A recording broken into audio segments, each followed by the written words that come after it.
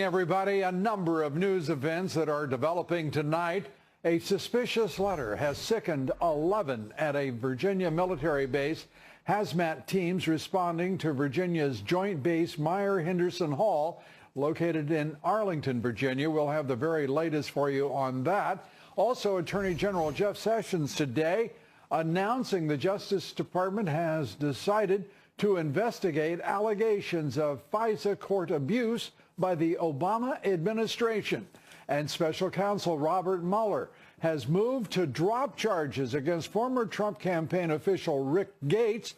Mueller's leniency coming after Gates agreed to cooperate in the Manafort probe. This is only half of the charges against Gates. However, the special counsel and all of the investigations and congressional committees combined have failed to produce any evidence whatsoever of collusion. That amounts, amongst all those committees and FBI investigations and the special investigation, of course, by the special counsel, to just about 7 years of investigations that have produced, to this point, nothing. And President Trump today making history, kicking off his re-election campaign 2.5 years before the 2020 election. The president making his announcements much earlier than any president before him. President Trump also announcing at the same time he's chosen one of the most important people in his 2016 presidential campaign to head up his re-election effort. We'll tell you all about it here tonight. Also tonight, examining evidence of rampant corruption by the Obama DOJ and FBI. Congressman Mark Meadows joining us tonight. Meadows, for months now, has been demanding a second special counsel to investigate the dirty dossier and FISA court abuse. Also with us tonight, Congressman Andy Biggs, Fox News legal analyst Greg Jarrett will be taking up the prospects for both the midterms and 2020 with the Republican National Committee Chair Ronna McDaniel. The Republican Party is now the president's party. Her views on how well the GOP will do.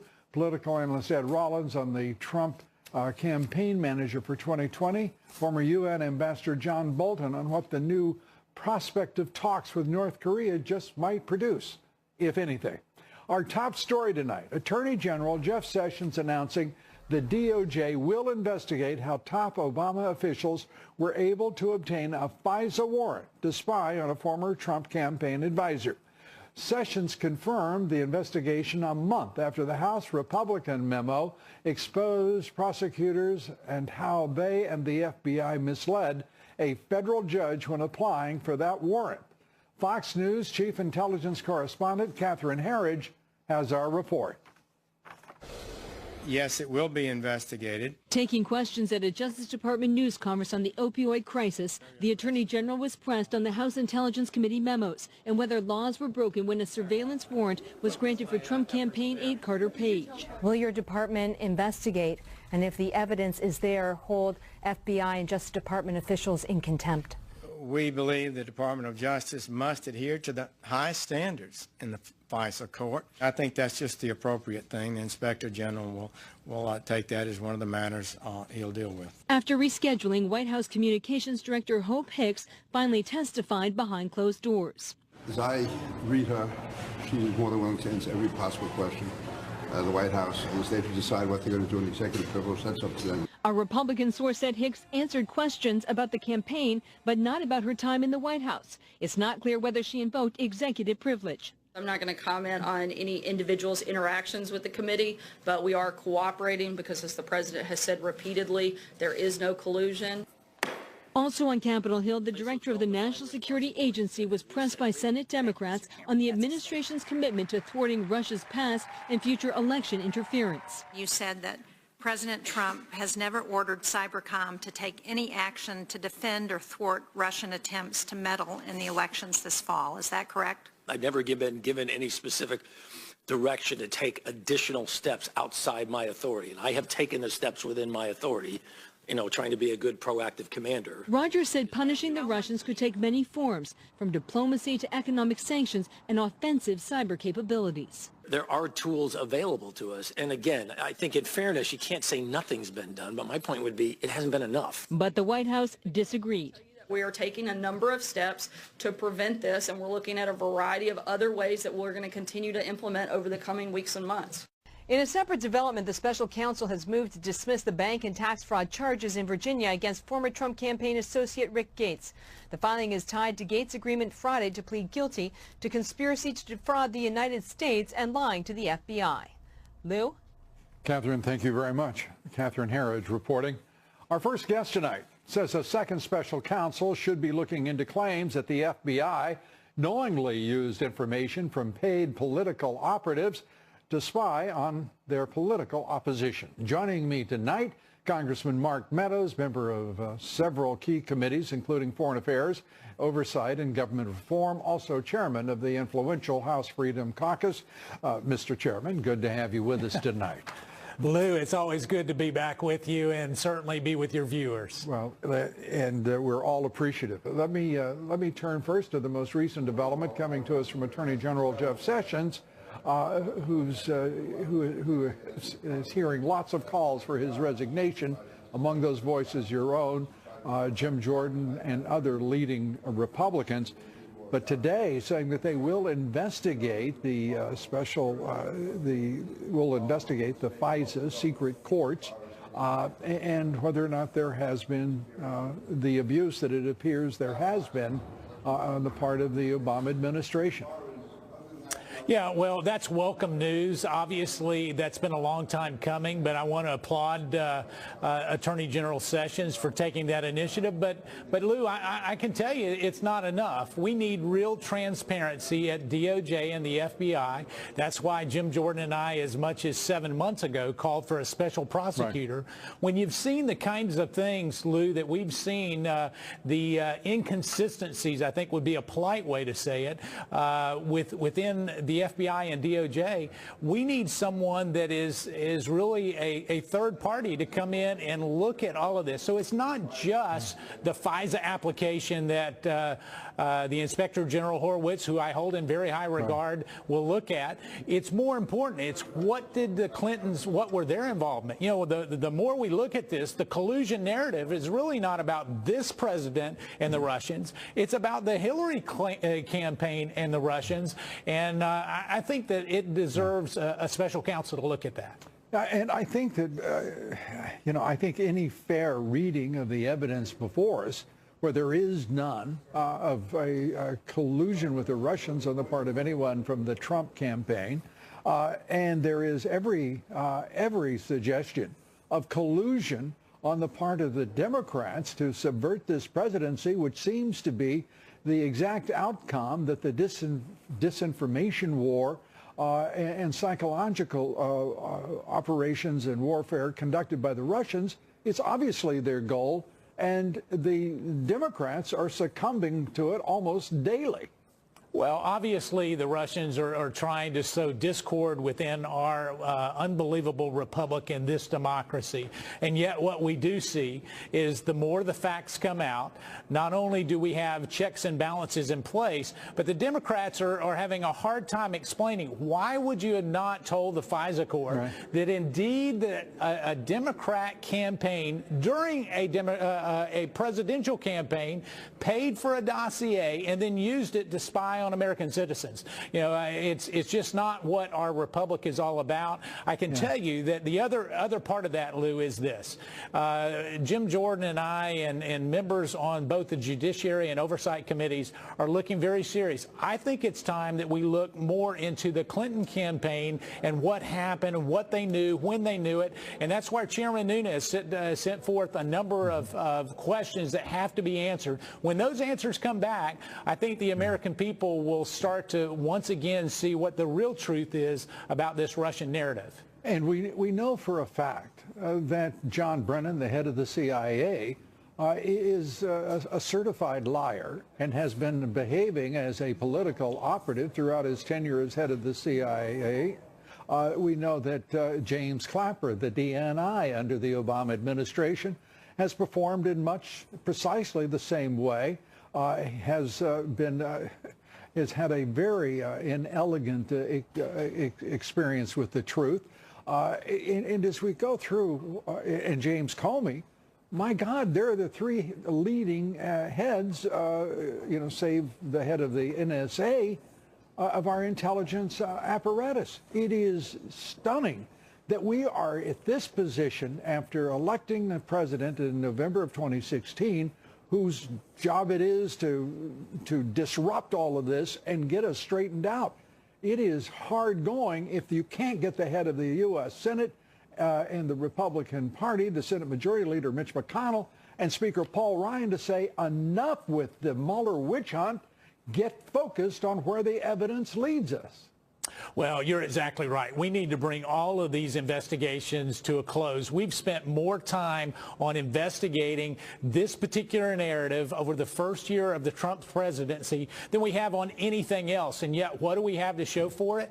Zero collusion. And so I can tell you that a number of us have really dug into some of the in-depth details of what was happening. I think you're going to see more information in just the days to come that it was not necessarily a Hillary Clinton campaign that was operating in this vacuum. In fact, I think that what we will find is a number of her friends and operatives were intimately involved in making sure that this whole Russian narrative got put out there. And what happened is they got surprised. They got surprised by President Trump's election, and now they've been trying to cover up this narrative. But I can tell you on behalf of the American people, we need to make sure that transparency is our number one priority. And some integrity at the top of the most important agencies working for this president and serving the nation. Congressman, we thank you for being here. Always good to talk with you. Thanks so much. Same here, Lou. Thank you. Congressman Mark Meadows.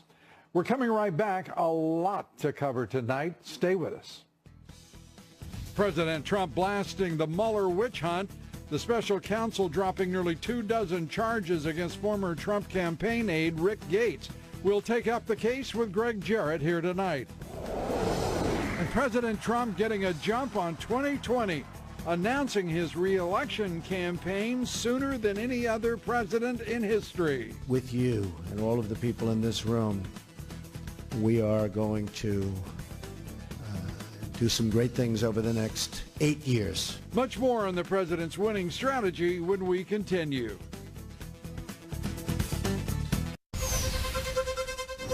And as I said at the outset, breaking news tonight, a suspicious letter triggered a hazmat response at a Virginia military base. 11 people have taken ill after someone opened a letter. It's described as a letter containing an unknown substance that is suspected of causing the illness amongst at least the appearance of that illness among 11 people at Joint Base Meyer-Henderson Hall in Arlington.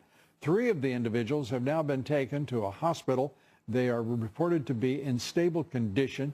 The substance in that letter, again described as a letter, we're not quite sure of what it is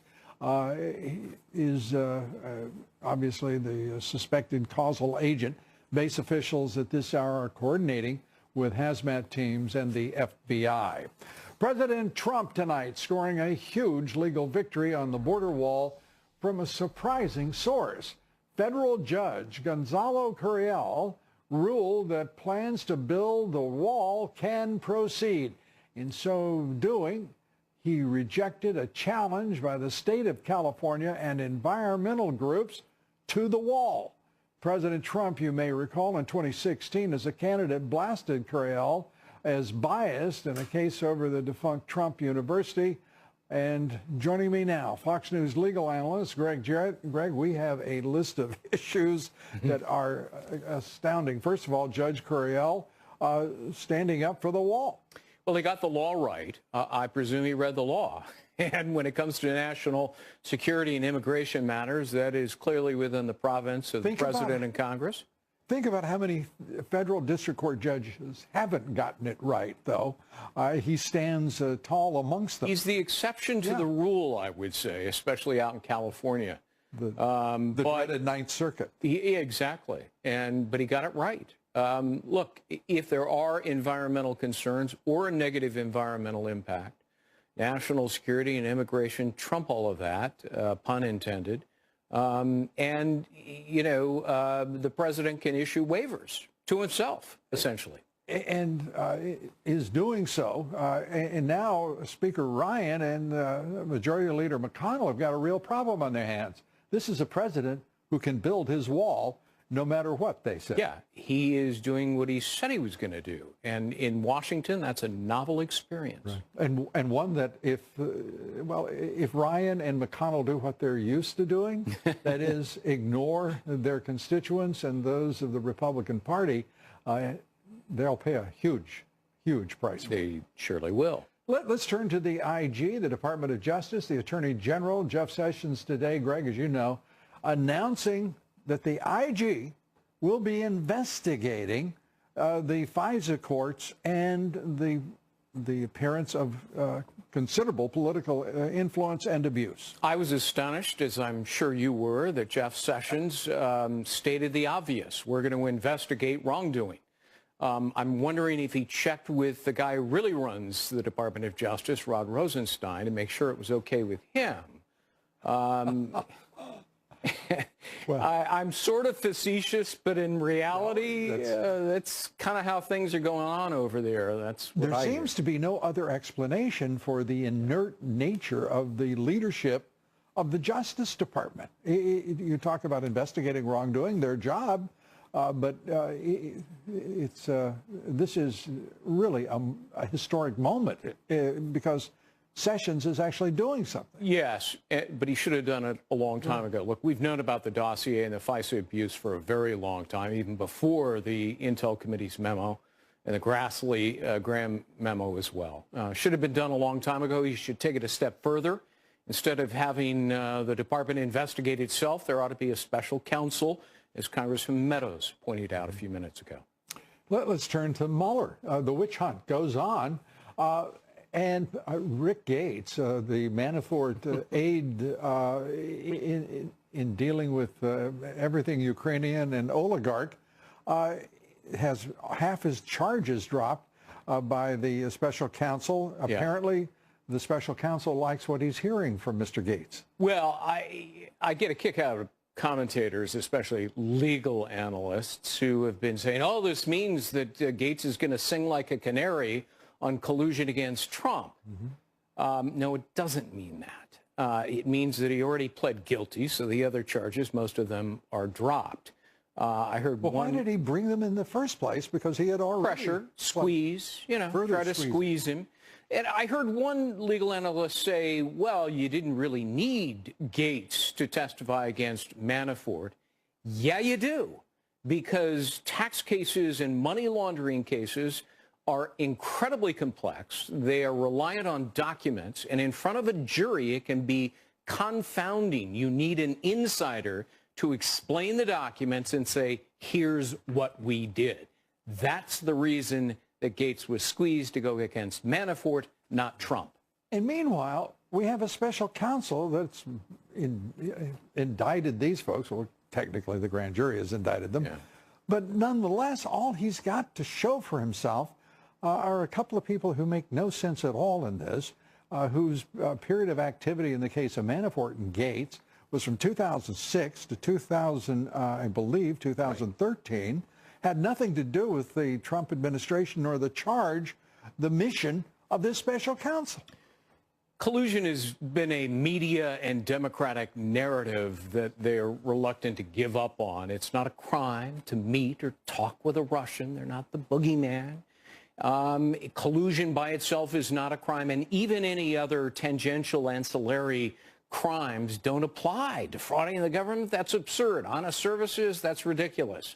Name me a statute defrauding the U.S. No, none of that applies, and neither does collusion. Why doesn't the special counsel just go home? Well, I think he's going to try to justify the conduct of the FBI and the Department of Justice. Remember, Mueller spent a professional career at DOJ and the FBI, and he will defend them to the very end. There's no defending their misconduct and their criminality. I count 6 different felony statutes that the FBI and DOJ committed. We've got to go, but in summation, Christopher Wray, the director of the FBI, says there's no problem here. Move along. Everything's just ducky at the FBI That's why leadership. he's canned just about everybody around him. Yeah, right, Chris. Greg Jarrett, good to have you here. Good to see you. Thanks so much. Be sure to vote in our poll tonight. Do you believe President Trump and the Republicans will add to their majorities in the House and the Senate this year in the midterms? Notice we said add to the majorities. A certain cant in our editorial perspective, I'll acknowledge. Cast your vote on Twitter at Lou Dobbs. Follow me on Twitter at Lou Dobbs. Like me on Facebook. Follow me on Instagram at Lou Dobbs Tonight. On Wall Street today, stocks finished at session lows. The Dow Jones Industrials down nearly 300 points. The S&P lost 35. The Nasdaq down 91. Volume on the big board picking up to 3.7 billion shares. Good news on the economy. Consumer confidence at the highest level since 2000. And a lot of other good news, too. We haven't got time for all of it.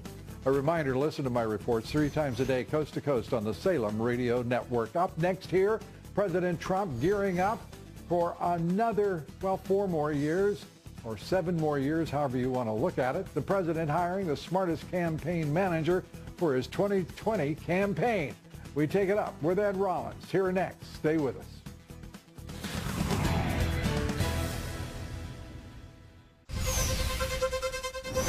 President Trump has chosen his top technology advisor from his 2016 campaign to lead his 2020 re-election bid. Brad Parscale has been named the president's 2020 campaign manager. He was in charge of digital operations and data mining in 2016. He is widely credited with playing a key role in the president's historic victory. Joining us tonight, former Reagan White House political director, Fox Business contributor, Ed Rollins. Ed, Parscale as a choice for campaign manager. He would have been the most valuable player in this campaign. He was the guy who clearly understood the Michigan and Wisconsin was a potential win, and most people didn't.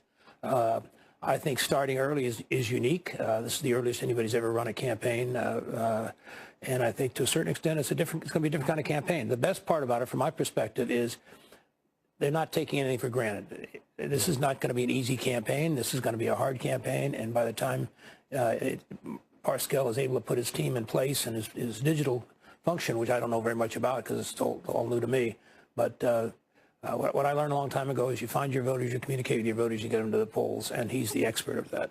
Yeah, and a brilliant fellow. He's, I think, an inspired choice, and obviously the president counts and relies upon him greatly.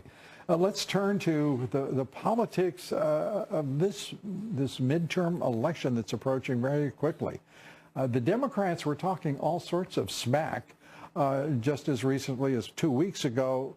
We're not hearing much from them suddenly, and the wave that was supposed to be a big blue tidal wave across the polling booths across the country seems to be dissipating. Well, I think it has. I think the only deficiency we have is all the members in the House who've decided not to run for re-election. There's, I think, 32 of them, which means you've got to have new candidates, which may turn out to be better. The best part is people have been warned it's going to be a tough race, and they're out there working hard. And my sense is no one's going to know until 2 days or 3 days before the election what's going to happen here. But certainly not going to be a swamp. It's certainly not going to be where whoever wins is going to have a narrow margin in the House and the Senate. I think we have an opportunity to pick up 4 or 5 seats, which would be very positive. 4 or 5 seats in the Senate? The Senate. Oh, and the House? I think the House, we should be able to stay where we are, not in the sense of the 20-seat margin, but certainly a 10, 15-seat margin if we run hard. Our question of the evening, though, you've ignored, which is, do you think that the Republicans can add to their majorities? The lines are pretty well drawn in a way. They certainly can in the Senate, and they need to. There's tremendous opportunities in the Senate, and would be in terrible shape if we didn't pick up 5 or 6 or more, because the next class is a tough class for us. The border wall has gotten a go-ahead from a federal district court judge, the very judge that the president suggested was biased against him because he was of a Mexican heritage. And here he is standing up for the president's constitutional powers to make the decisions on national security. Very important, because the environmentalists were going to use every threat they could and court process to try and stop this wall. If I was the president, there used to be an old faction in Washington and say, old story, build the first mile of the road, build the first mile of the railroad, and you'll get the project in the end. We need to just get started building it. The president just needs to allocate any money he can get and start this thing going forward. Ryan's fighting him tooth and nail. So is Mitch McConnell. Well, that's, how does he roll them up? He goes and he beats them up every single day and saying, I would build this wall on this particular place, but these two guys are basically blocking me. Terrific. Thanks. Ed, great to see you. My pleasure. Thank you. Thank you. As always. Ed Rollins, we're coming right back. Much, much more straight ahead. Stay with us. Notice how I always say straight ahead. President Trump urging Republicans to gear up for the 2018 midterms. We have a problem. We need more Republicans. We have to worry. Right now, we have a big race coming up in 2018. You have to get out. You have to just get that enthusiasm. Keep it going. We'll take up how the GOP can add to its majorities with RNC Chair Ronna McDaniel. And it took only 2 cables for these fearless daredevils to conquer beautiful Panama City. Coming up next, the extraordinary video. Stay with us. We'll be right back with it.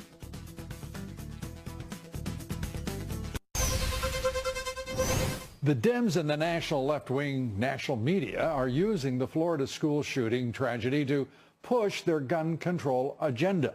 Among the stories they're not covering, a foiled carjacking in Milwaukee. The armed suspect tried to steal a car from a driver who had a concealed carry permit and a gun to boot.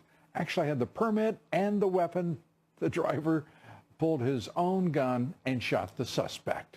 Joining me now, Ronna McDaniel, chairwoman of the Republican National Committee. Ronna, great to have you with us. And I was talking with Ed Rollins, who I think is the savviest, the smartest political analyst in the country. He says the Senate, the Republicans that have an opportunity to get 4 or 5 extra seats in the Senate and to hold their margin in the House. What do you think of his forecast?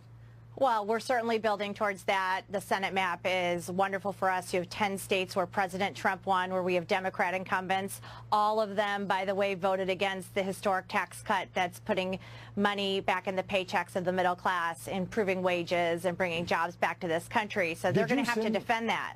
Did you send those folks thank you cards? Or we have sent them thank you cards. We let their voters know all the time. We're on the radio. We've sent some of them crumb cakes in response to Nancy Pelosi calling these bonuses crumbs. We want them to remember their vote in November, that they didn't help their constituents who are benefiting. This country is benefiting under the leadership of President Trump and Republicans who are giving people more money, more jobs, better wages. This is a comeback, and we want to keep that going by adding to these majorities in the Senate and the House. Yeah, as a matter of fact, when one looks at what this president has done, anyone who is dispassionate or, all right, let's say passionate, but fair-minded, this country, he has in 13 months turned the country around. The confidence levels, as we're reporting now, I mean, consumer confidence, investor confidence, trillions of dollars added to the equity markets and 401ks. And the Democrats are walking around saying, we want to take away your constitutional right to own firearms, and we don't want you to get larger paychecks, and we want more of your money that you work for. What an idiotic manifesto for the lovely Dems to run on.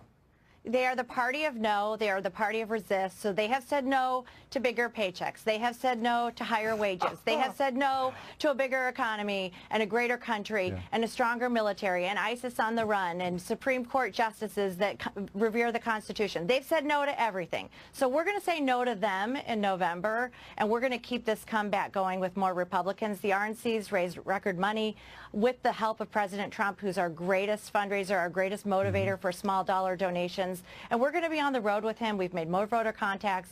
We are prepared to win in these midterms, but it's going to take energy and urgency on our side. And the president was exactly right at CPAC when he said everyone has to be engaged. This is all hands on deck, because the one thing that Democrats do have is energy on their side. Opposition is uniting, and they're going to come out, and we have to match that. You know, I know you almost have to say that. It's obligatory for the chair of the RNC. But I don't see that energy on the part of the Democrats, to be honest with you.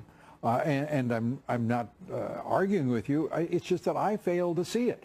They haven't got a plan. They don't have a program. They don't even have an interesting idea about what to do with our money if they were able to confiscate more of it. They have no policy to which they can point and say, this was just a boffo idea. We need more Democrats. I don't see any energy. I mean, you've got people running around talking about dreamers like they're the only people in the country, and they're all Democrats.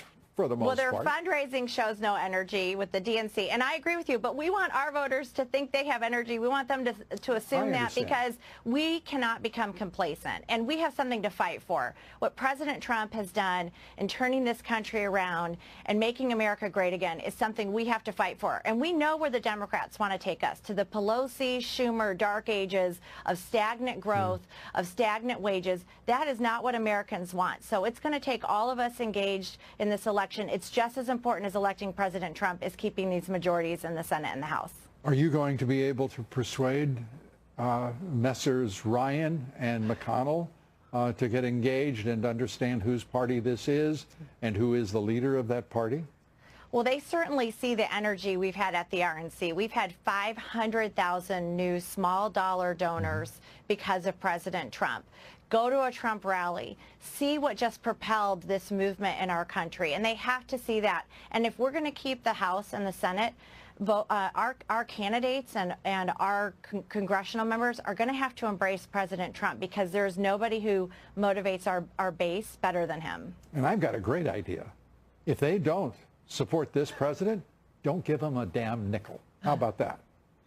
I hear you. I'm going to keep majorities. I don't want the Democrats. Lou, we can't give it over to Pelosi and Schumer, so we want those Republican seats. Okay. I'll give you some wiggle room.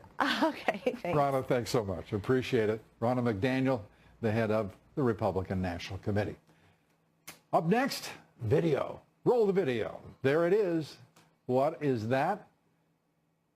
Look at the aces flying through. That is Panama City, by the way. Look at that.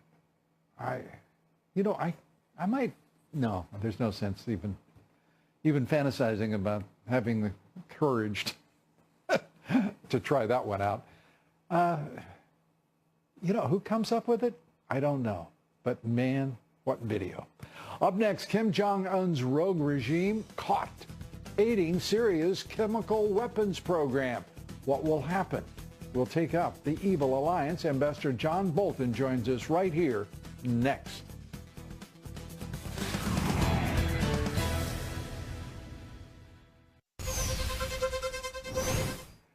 The United Nations has accused North Korea of supporting Syria's chemical weapons program.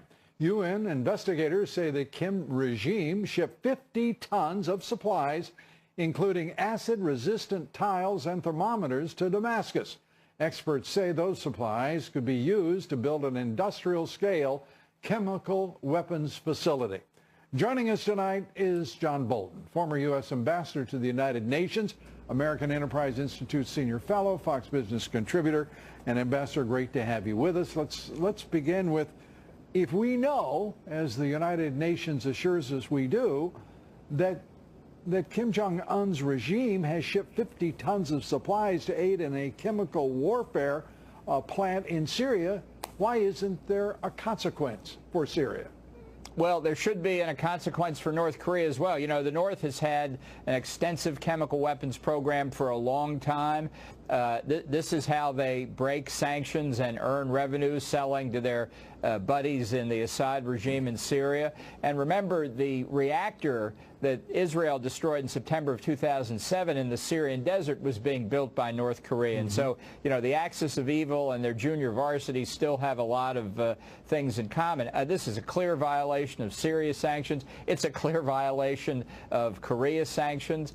So I think there's a real challenge here for the administration to demonstrate what the president said and did before about this threat of proliferation. Now not just nuclear weapons, but chemical weapons as well. Yeah, it's strange. This president campaigned on smart government because all of us are frustrated with the dumb governments that we have experienced over the last 30 years, beyond the pale.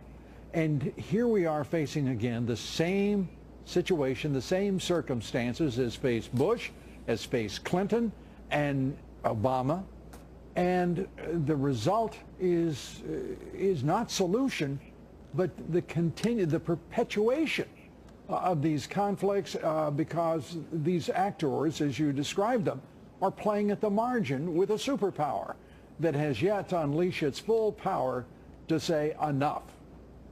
Well, I think it's a very dangerous point for the president in a sense, because to the extent he believes that the threat of proliferation is serious, but the policies of his administration don't follow it because his advisors are still following the policy of Obama and Bush and Clinton before that. I think it puts his credibility in line, and he needs to protect against that.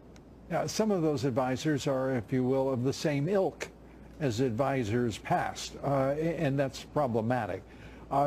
Let's talk about Russia. We have to me, a stunning development, and that is when Admiral Michael Rogers, the head of the NSA, comes out and says that the Trump administration has not ordered him to respond to cybersecurity threats from Russia in particular. I'm sort of, I question why he was saying that, because at the same time he claimed that he is doing everything that's within his purview as the head of arguably the largest intelligence operation on the planet. Well, it's a good question what the advisors have put in front of the president as his options. I mean, I think the way you put the Russians in their place here is get an assessment of how great you thought this cyber meddling in our election was, and then retaliate against it, not in a proportionate way, but in a disproportionate way. You mean to show exactly the way that the Obama administration projected that it would respond, but of course never did. Of course, and the purpose here, we don't want to get this escalated, but what we want to show to Russia, China, and anybody else who's watching is don't even think about interfering in U.S. elections or getting into cyber attacks, because the cost to you is going to be substantially greater than whatever cost you impose on us. This is how you create deterrence. Ambassador, great to have you with us. Good to see you. Glad to be with you. John Bolton. President Trump heading out west to make good on another campaign promise will take up the next phase for the border wall. We're talking with Congressman Andy Biggs here next. Stay with us.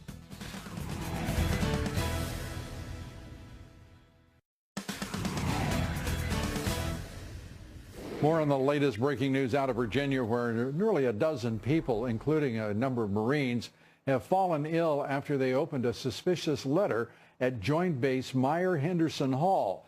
The Marines affected reporting bloody noses, itching hands and faces. 3 people have been hospitalized. They are now reported to be in stable condition. And that, to this point, is all we know. In our online poll, we asked, do you believe the Dems' memo clearly demonstrates they have no defense against charges of Clinton and Obama corruption and collusion? 83% of you say yes. Joining us tonight, Congressman Andy Biggs, member of the House Judiciary Committee.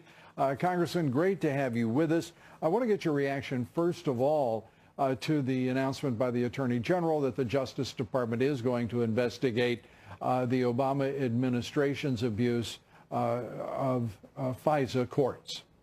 Well, it's a long time coming. We've been waiting for it. I think it's clearly appropriate. It's been demonstrated that the Obama administration abused the process to get FISA warrants. I have trouble with the FISA court in and of itself, and I'm glad that they're finally going to do that. That's good news. And good news from the Federal District Court in California, where Judge Correal has affirmed the president's right to direct and lead national security and to make decisions about our borders, including the wall that he wants constructed.